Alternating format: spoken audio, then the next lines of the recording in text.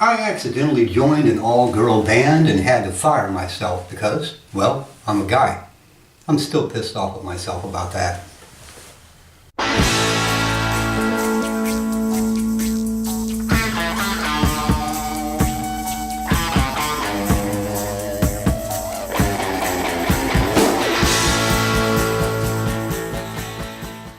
Thanks for tuning in and turning on. My name is Steve Thomas and I want to talk about the girls of rock.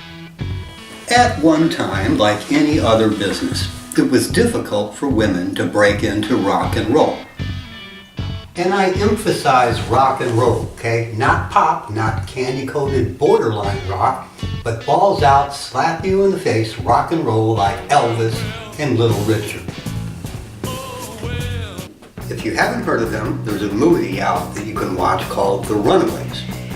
If you want to know how women paid their dues to get into the rock business, you need to watch this movie. Look up Wendy O. Williams, for God's sake, and Patti Smith. But The Runaways were the first all-girl rock band to make a big splash.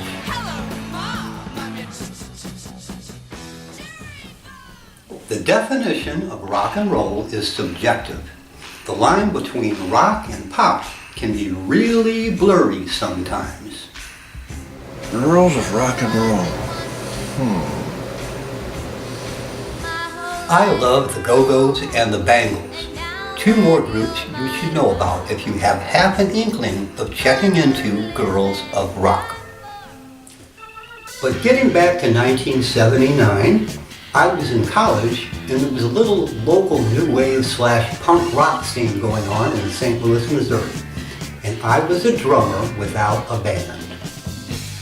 After diving into the local scene, there were only a handful of groups that I thought were interesting enough for me to want to play with them. But they already had drummers.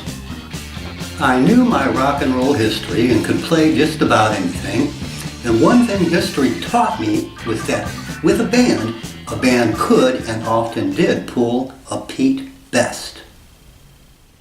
The Beatles' original drummer had been fired and Ringo Starr replaced him. From there on out, whenever a band got rid of their drummer, I thought of it as pulling a Pete Best. As interesting as that may sound, that is not how I came to be the drummer, although briefly for the all-girl group, the WELDERS. Their founder and drummer, Jane, wanted to get out from behind the kit and play keyboards instead, so I was enlisted to be the beat man. I probably should have stayed with them. I feel a little bit guilty to this day about leaving, but I was hung up on that all-girl group thing and figured I would totally mess that up for them. In retrospect, I could have gone to the gigs dressed in drag, but in 1979 I probably would have gotten my ass kicked stopping for gas dressed up like that. Things have changed a hell of a lot since 1979. I don't think there's any all-girl groups out there who kick ass any better than the WELDERS or the Runaways did. Joan Jett was in the Runaways and she's still kicking ass. Jane from the Runaways stopped playing music years ago as far as I know, but she still runs a Facebook page on the group. You should look it up.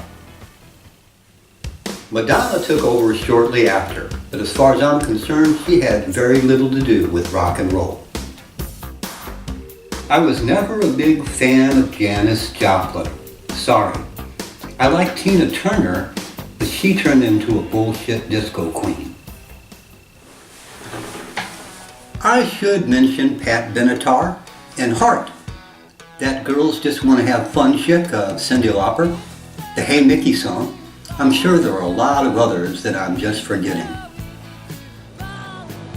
Mona Lisa twins. I'll tell you a group to check out, but I don't think they even exist anymore. Look up Sick of Sarah on YouTube. That was the closest thing to sheer rock and roll from an all-girl band that I'd seen in a long time. If you know of any others, comment at the bottom of this program. Let me know what you think. So until next time, folks, this is Steve Thomas reminding you to subscribe to the show. And I'm not just a guy. I'm a guy who was in an all-girl rock band for a minute. Grab the rabbit by the throat and shake it. Goodbye. Girls of rock and roll.